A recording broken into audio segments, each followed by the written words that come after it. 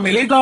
सुंदरी दुखी मन से टुनटुनी के पास जाती है। दीदी अब क्या होगा? नई माँ ने मुझे डांट कर भगा दिया, मुझे बापू से भी बात नहीं करने दी।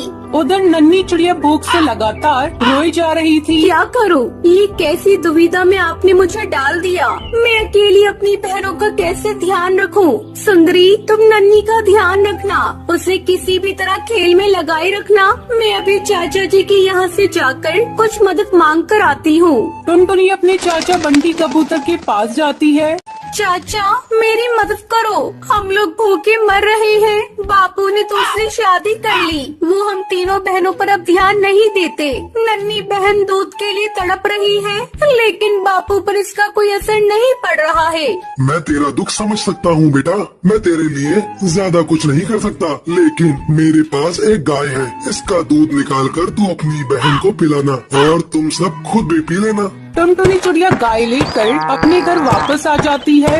टुनटुनी चिड़िया गाय का दूध निकालती है और फिर वो उसे अपनी छोटी बहन को पिलाती है और फिर अपनी बहनों के साथ खुशी खुशी रहने लगती